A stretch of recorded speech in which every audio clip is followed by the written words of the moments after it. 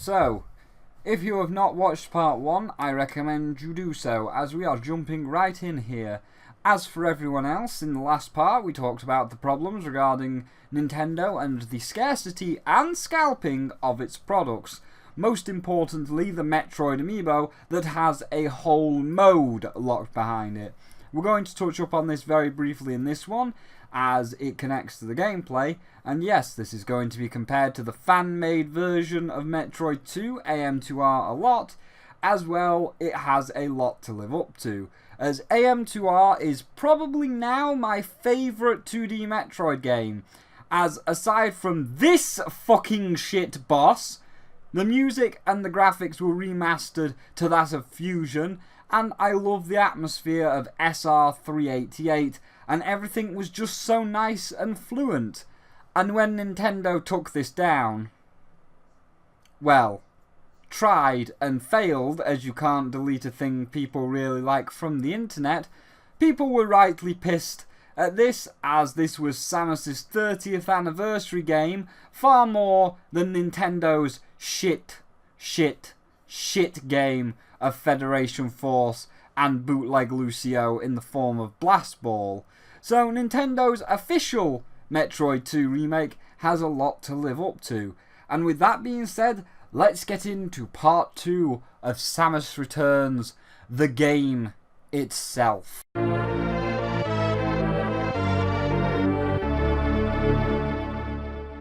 So I have to touch upon this once again, as I'm not going to let Nintendo get away with it, as it's the same shit as Skylanders and Disney pulled, and look where they are now. Fucking dead. And Amiibo are heading the same way, with an entire mode that is in the game and on that fucking cartridge, locked behind a rare as fuck Amiibo that is unavailable everywhere except for eBay. Amazon? No! This item's currently unavailable and never will be available again. All 3 of my game stores in my town, one of them being Gaeing, the biggest distribution platform in England, no. And from what the guys behind the counter tell me, they're never likely to get them in ever again. The only place you will find them is some scalping asshole on eBay. In turn, meaning that an entire mode that is fully in the game and is on the cartridge, well, you're never going to see that on-disc DLC because you will never find the squishy amiibo. So enjoy your half game. Enjoy your inferior version of AM2R, as you're never seeing all the content, as like the SNES Mini, you're never going to see a squishy Metroid in your fucking life. This guy claims it's for true fans. In turn, meaning that the entire thing of, oh, you're only a true fan if you buy the amiibo off eBay. Well, let's debunk that right now, Mr. Creator of Metroid, or just the creator of this game, whoever the fuck you are, because you clearly don't know how to business. If it was for true fans, it would be unlocked from the start for true fans to play, not behind a day one on-disc DLC key that no one is going to find. Well, unless you go on to Amazon and buy this fake reader and a fake amiibo stand that you can put any data you want onto it, so you can trick the game into thinking you have the amiibo when you don't. It's cheaper, far more effective to carry around, and it can hold the data of more than one amiibo, and it allows you to access the content you would not be able to get, because Nintendo makes the unlimited things that everybody should be allowed to have as limited as an SNES Mini unicorn. It's bollocks, Nintendo, and you need to stop fucking doing it. Although I already know that you're going to be stopping soon. As like Trap Team, where you could play as the enemies, which was already a desperate move, you're bringing out a Goomba amiibo and a Koopa Trooper fucking level 1-1 enemies. And when you're trying to sell your level 1-1 enemies as statues like Trap Team, well, they were pretty desperate back then, and look where they are now. So it's clear that your amiibos are starting to dry up, everybody's losing interest, and you're getting desperate by trying to sell the basic enemies. So I hope it dies soon.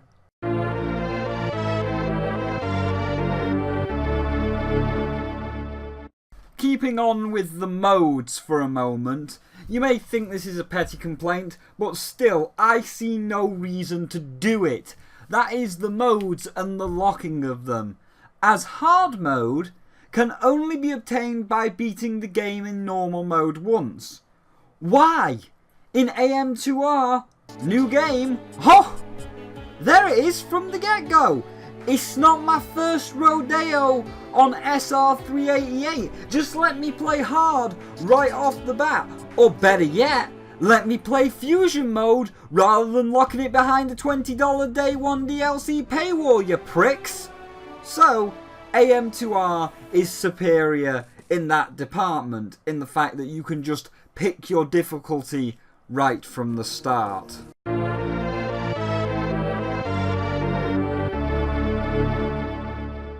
They're both fucking fantastic. Both the 3D version and the PC version invoke that surreal sci-fi feel and the isolation of being alone on the Metroid homeworld. And they both get a point, as both have great soundtracks. And I have to just say, this year, I don't think there has been one shit soundtrack. Like Sonic Mania, Crash Bandicoot, this, Hollow Knight, Splatoon 2, Knack 2 that gives you the soundtrack as a free download. Even the few bad games that have come out this year, aside from one which is slightly generic, being the Rabbids, but even then Grant still has his moments, good or bad, every game I've reviewed this year has pretty much had an amazing soundtrack, and I would be hard pressed to even pick one as the soundtrack of the year.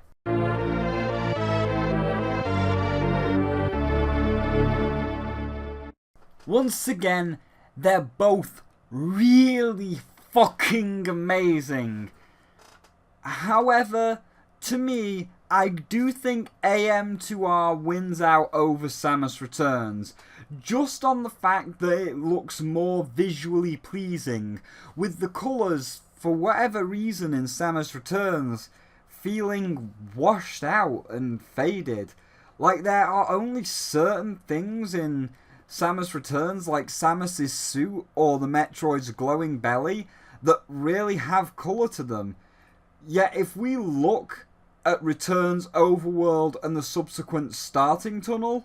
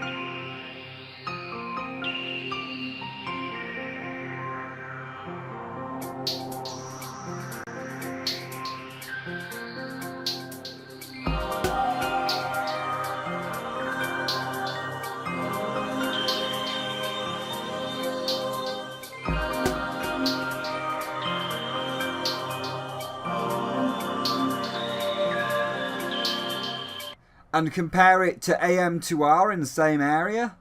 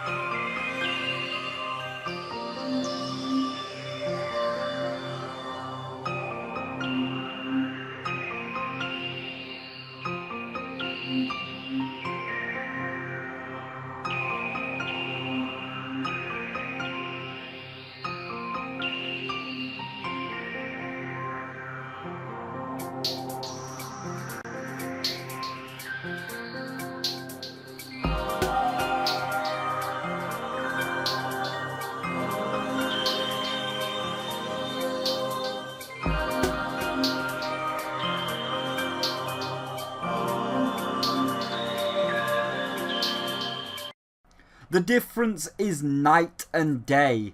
AM2R just has more colour. The world looks more alive, more exotic, more... well, more. But here, yes, the Metroids killed all of the birdos, which means that the janitor birds that keep the place clean are also dead, but that does not mean you have to turn the AAA dirt brown scale up to 11. However, the 3D graphics look really fucking amazing, and we have come such a long way since the days of Fusion. This shit looks like a 2D Metroid Prime. Like, it looks really good. A bit washed out in the colour department, yes, but really fucking good. Like, there is a few low poly models, and there is a few low textures, but you know what else had that? Fucking Prime on the GameCube. That's crazy to think. Like, remember when your DS cartridges were this big? And they look like this? And now they're this small, and holy shit, there's a GameCube game in there! And while AM2R brings the colour and visual flair, Returns brings the scale and atmosphere. The 3D models allow for more grander scale of things, like, yes, this pyramid and the waterworks in AM2R look really big, but it's an illusion. It just looks big because of how many map squares make up the structure. Whereas here, oh dude, look at this huge pyramid. It's so huge there's even a fuck ton of bats flying into the entrance over there. An entire swarm of bats is living in that giant thing because it's so big and there's so much living space. And that right there, those little bats, also adds to the atmosphere of the planet. Some things that you can't do in 2D at all. These little touches like the bats flying into the pyramid, the dripping of the cavern walls, the little things going on in the background. All of it adds to the making of the planet, and it makes the planet feel like a real living planet with its own ecosystem. And let's not forget the 3D models of all the enemies themselves. Seeing all of the Metroid evolutions in full 3D models, it's fantastic. Like, there are two things that can happen when you move from 2D to 3D, especially with enemies and bosses. Either your transition is smooth and your flat 2D picture or game comes out pretty great, and when you combine it with the atmosphere around it, makes SCP-173 fucking terrifying due to its hostile nature and the concept of how it moves and the environment which you're in. Or you just utterly failed because you didn't put any time and effort into the idea and you just wanted to see Slendy Bendy in 3D. And well, Take bullshit. He's not slender. Hey buddy, how are you, guy? You gotta come closer or are you just stuck there? I'll zoom in on you, asshole. I should stop doing this. So he can't actually kill me. Alright. Well, if you're not gonna kill me, then I'm just gonna keep looking at you. You know, it's giving us something to look at. Oh, you gone? You gone? I guess he's gone. Dude, piss off! I'm trying to find your pages. God, why you gotta be such a dickhole about it? There's one up here, I just saw it.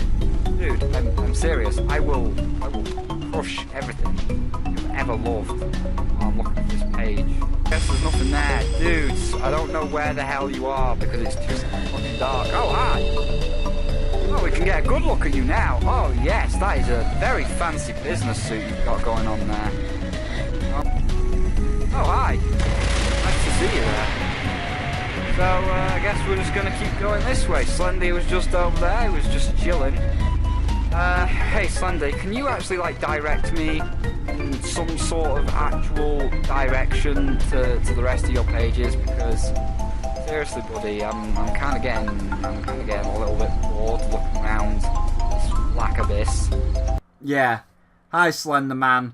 When the actual game, the goal of the game, and the setting are that uninteresting that you are actively either just saying hi as you pass by your monster, or you're actively trying to chase the thing that wants to kill you down just to make something interesting happen, you're done fucked up. And how does SR 388 fare off in this 2D to 3D transition? Mostly good. Like, as we mentioned, the planet itself looks amazing. The runic pillars that give you your energy and missiles, they're all fantastic. The generic monsters, I feel, could have had a little more work put into them, as like going to AM2R and looking at the starting enemies, like this little fish thing. In AM2R, oh man, look at it. It's like got one solid yellow unblinking eye, like it's got all of the X parasite inside of it, with some weird mushroom tentacle things coming out of its head. And in returns... Oh, well that's not very alien. It's a normal fish. It's got normal fish eyes and a normal fish head. No mushroom tentacles to be seen. Or again, the frog. We have the solid glowing blue eyes, making it look as if it's overcome with the X parasite, as the X comes in yellow and blue varieties, and it defines our frog here as alien. It's kind of like the ponies and the changelings. These things have glowing blue eyes to look more out of place and more alien when compared to their normal counterparts. But again, in Samus Returns, it's just got normal frog eyes. That's a normal non-alien frog. But the Metroids, yeah, they look far better in 3D. As with the SCP-173 side of the examples, the sense of isolation, alone on a hostile alien world, searching the ruins of a long-dead civilization for the thing that killed them civilizations. It invokes the right atmosphere. And as in the trailer, when that Zeta bursts through the wall and you're not expecting it, and you gotta react fast enough to do a melee counter as that shit's already charging you down, and you gotta get it on the floor and pound its belly with missiles. Oh fucking hell, that was a moment. As with 2D, you see the crack in the wall, you know something's coming out that crack in the wall, and the cutscene is slower to trigger because 2D games didn't have the processing power.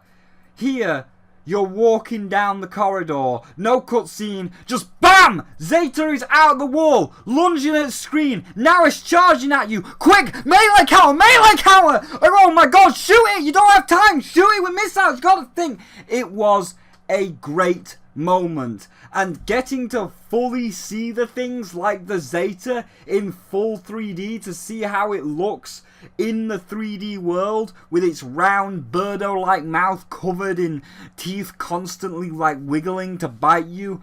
Oh, it looked great.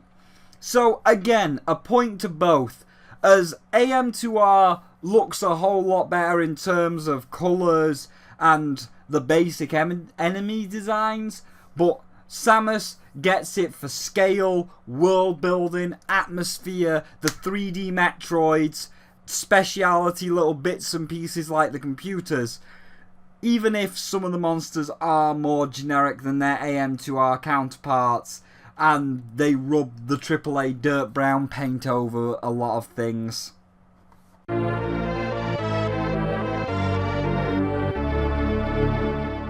AM2R and Hollow Knight win this one by a mile. More on Hollow Knight later.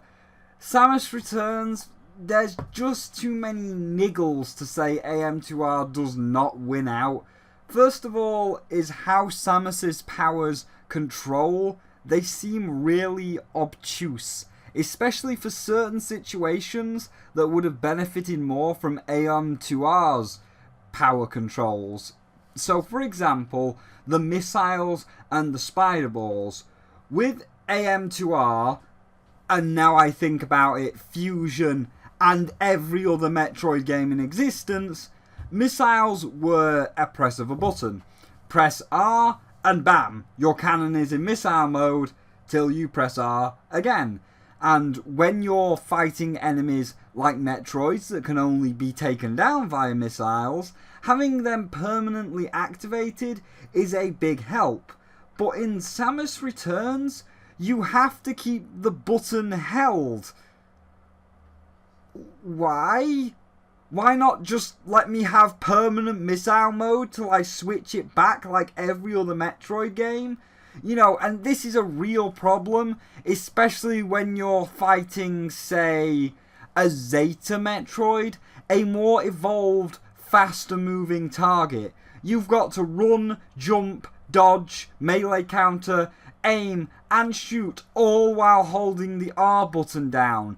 And it just feels stiff and clunky. Same with the spider ball. With AM2R, a press of a button, and there it is, on forever. Here, once again, you have to hold the button down, and when it involves certain puzzles that require bomb jumping and moving from certain walls, trying to do that while keeping my balls pressed down feels stiff and awkward. And I would just like to have it activated to move where I need to move to until I want to press the button again to switch it off. And the spider ball powerbomb thing, oh, don't worry, you will know when you get there. It's kind of bollocks. But thank you, Samus Returns. Thank you so much for removing the fucking shine sparking. I won't get into it as that's a really long rant, but I'm so glad that it's gone, and I hope it never comes back. Like, AM2R's areas, one of them with the Powerballs, the Powerbomb Shine Spark was bollocks, but they were not all that egregious. But every time I saw that fucking spark symbol, I was getting PTSD flashbacks of Super and Fusion, especially that one room in Fusion where you have to chain together 3 shine sparks. It took me over 2 hours to do that fucking shine spark puzzle. So while the powerbomb spider ball thing is not the best, it's far better than the shine spark. Thank you for removing that. And of course, adding to this is the melee counter itself, which is really useful and adds a lot to the game. Most enemies have a melee attack, and if you press the button at the right time, you stun the enemy with your arm cannon auto locking on to the enemy that has been countered, regardless of height or angle, for you to blast away at it. And it adds a whole new layer of depth and complexity to the game and makes the combat more engaging, especially with later enemies and Metroids like the Zetas, and I really do love it. Adding to this again is the new free aim expansion? Yeah, let's call it that, as it expands upon Samus's skill set and the way she moves on this new hardware, expanding her shoot range to any angle, as no longer are we bound to a D-pad with only 4 directions. Now we've got a stick with 8 lovely directions and everything in between, and Samus Returns takes full advantage of it and makes full use of that by allowing the player to aim literally anywhere the stick is pointing, meaning that some shoot puzzles have to be solved with a diagonal shot. Some enemies will attack from diagonals, so once again it makes the combat more engaging and the puzzle solving more immersive. All I wish is if you just let me use missiles and spider ball with a press of a button until I press it again, rather than this silly holding down thing. Now, on to the next bit of the gameplay, which is where Samus is weakened to its PC counterparts. That is the map and the way that the world is structured. You see, this is more akin to Fusion, wherein you have sections broken up by elevators and these big statue things, and it just breaks the immersion of the world. Both AM2R and Hollow Knight do this 1,000 times better, with all the areas being interconnected. There was never an area that was disjointed by a slow loading screen or an elevator. Like in Hollow Knight, here we are at Dirtmouth, a desolate ruined village. But drop down the well, cross to the left,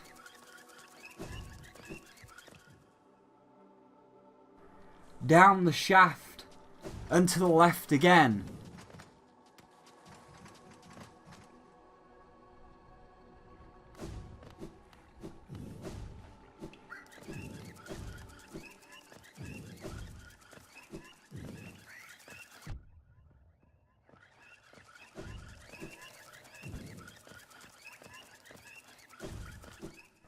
And we see that we're in a verdant, lush overgrowth of the green path.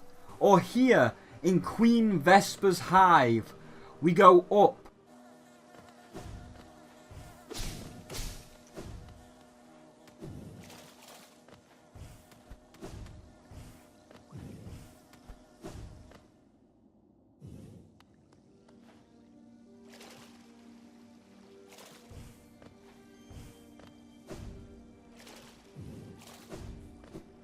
And out into the Kingdom's Edge, a land of ruin and snow. Or if that's not where we want to go, we can instead go back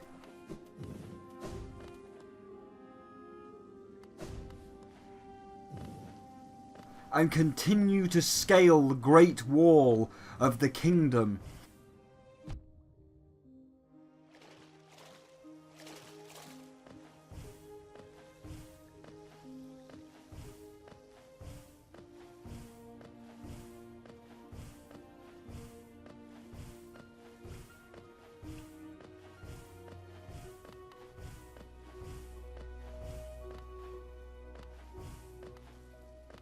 And just to the left, here is a secret waterway that takes you into the City of Tears.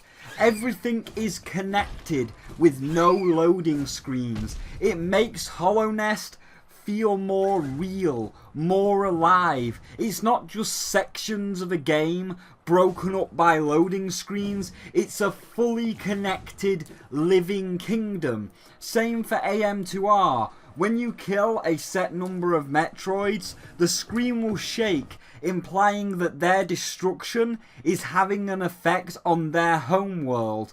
And by walking around, the lava that was previously there is gone, and there is no loading screen, as at that point you just descend deeper into the bowels of the planet, again making SR388 feel like a real living planet that you're having an effect on in real time. It's one huge interconnected planet like the Kingdom of Hollow Nest. Whereas in Samus Returns, there is none of that. First and foremost is this shitty statue thing. Each area will have one of these, and each one will light up a certain number of Metroids you have to kill. Once they are killed, you get their DNA, and taking the DNA to this statue drains the lava. But rather than draining the lava to show off more of the planet, it only drains a lake immediately below you, so that you can access this elevator that will now take you to the next section. Okay, A. It's not Fusion. We are not on a space station with 5 sections, so an elevator is pointless. And B, it breaks the immersion, because let's face it, it's not an elevator, it's a loading screen. And it's not ever a good idea to have an elevator as your method of transition, because the elevator is the most overused trope to hide a loading screen, like, "Oh, hey, Jack 2, you shit bootleg of a game. I see you want to go to a new area. Well, unlike Jak and Daxter, the only official one, where you could just walk into that area. Nope, here's a loading screen hidden behind an elevator, airlock, door thing, or portal. I mean, at least Portal had the decency to tell you it was still loading, but it was an elevator nonetheless. It's overused, and when I see an elevator to a new section, it breaks the immersion because I initially know it's a loading screen, because the elevator is always a loading screen. Why is it not just like AM2R, where they remove the lava and it just loads the next area? Was it really that hard, Nintendo? Also, Chozo Jesus statue allows you to fast travel between other Chozo Jesus statue. Gee, I wonder what very popular Metroid-like game they got that idea from. Oh, and you can also use pins in Samus Returns to mark stuff. Oh, and also, Samus has this crystal dash thing as well. You know, for a company that did not really care about Team Cherry at first, you were very quick to change your tune when it was doing really well. So well, in fact, that you just outright took the Crystal Dash and a few other things out of it. But again, this being said, some of these things are only minor nitpicks. While the loading screen does break the immersion, and I would have preferred it to be like Super Metroid or indeed Hollow Knight, where it's one cohesive flowing world, opposed to the fusion elevator is loading screen bollocks, I can get over it.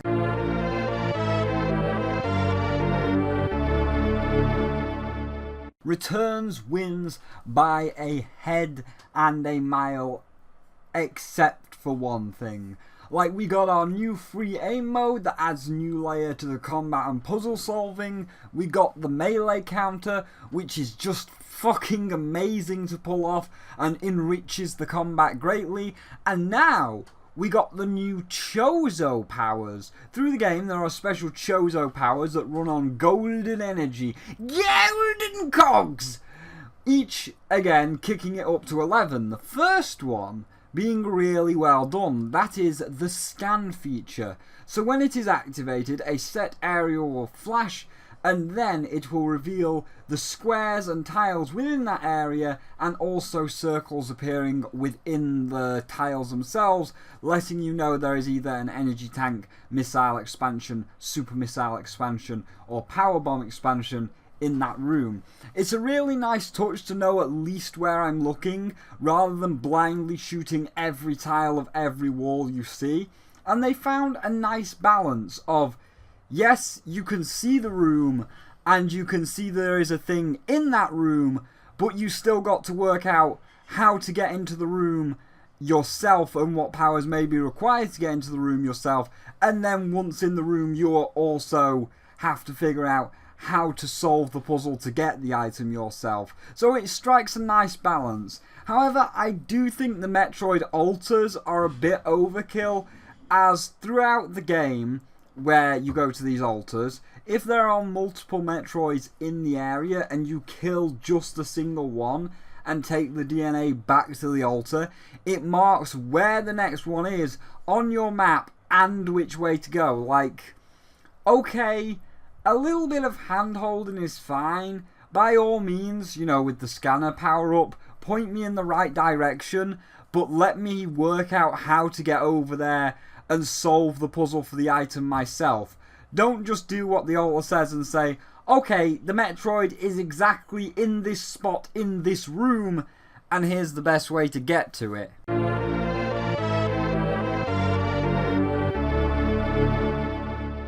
So, final verdict time. Spyro, I see all them counters down there in the bottom.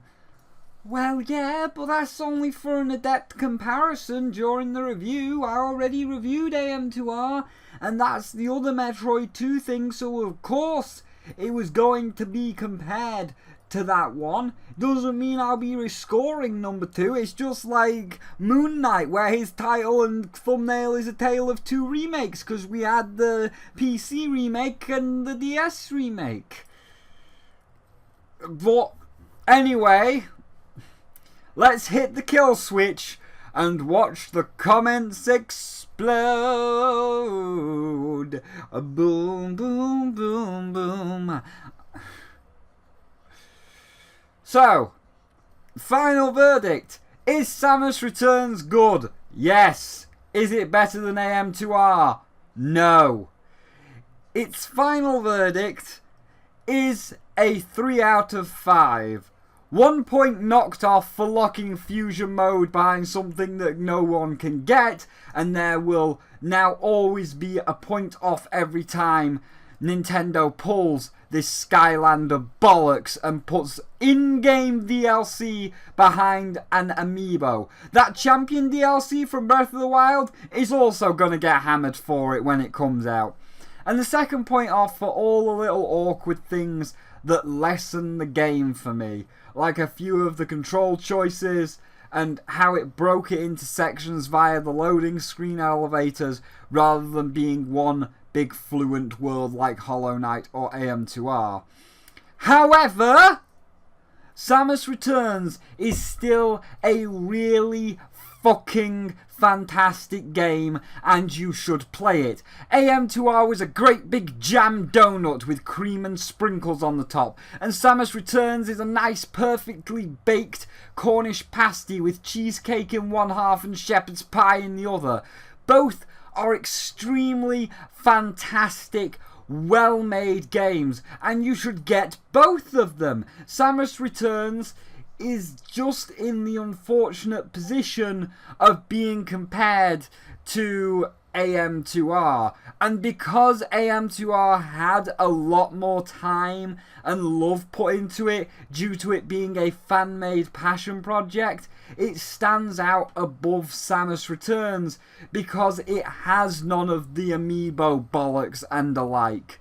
But were we in any other world where AM2R never happened, I would be in the Zero suit and bending over for the Space Pterodactyl in a heartbeat at the fact that both he and the series are fully back on track after the abysmal portrayal of him as a mindless beast that evolved from a fucking Furby and Samus's bitch slave nature to Adam.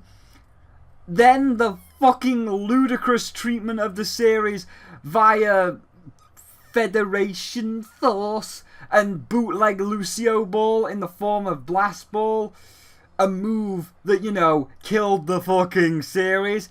It fills me with overwhelming joy that the series has got back on track. It's gone back to its roots. And yes, that last statement is not just a sexual joke, as not only do they redeem Samus as the silent, tough bounty hunter, but they also redeem my Space Pterodactyl waifu, who has got his old Commander of the Space Pirates groove back, even if the ending with him is a little forced. Oh, don't worry, my Space Pterodactyl waifu. I still love you, and I will wear the Zero suit for you any day.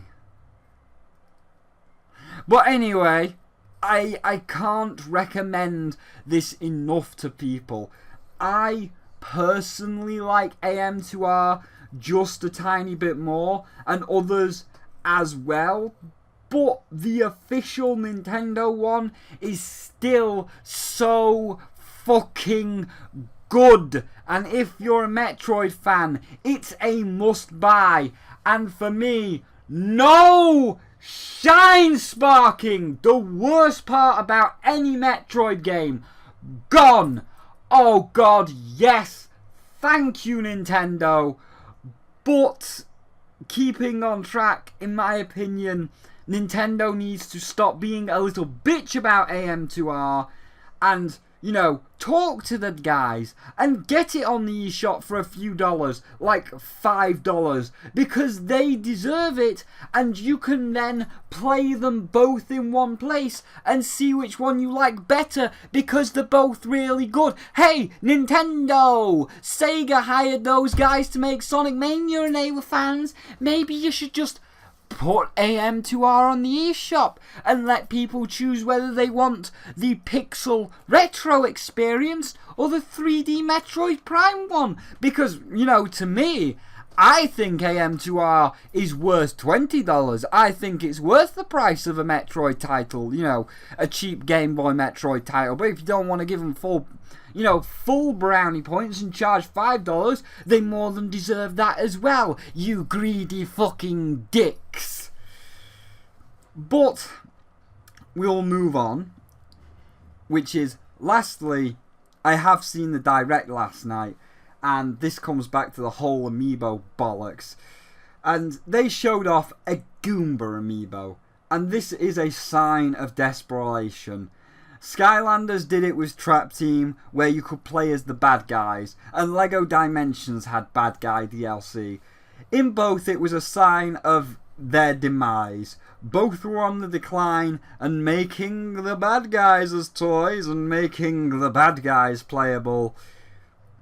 It was their desperation move that put them on life support before their more than timely demise. So a random Goomba as an amiibo is Nintendo showing their time is almost up.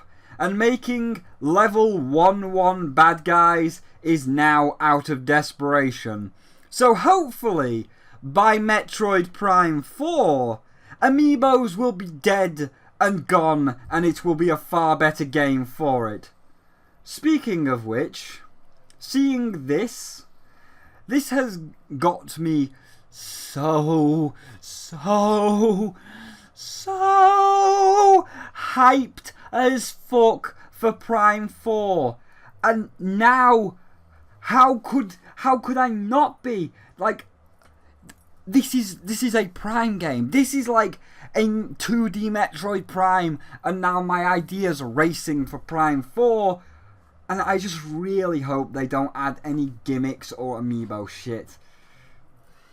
Oh, and there's a last note. Part 1. Yeah, you can see it. It got content ID'd. And this is the one that I'm putting more effort into. This was the one for the game. So I can't let you content ID it, Nintendo. I can't just let you put your chains around this part 2 of the review. I'm going to have to break them chains of love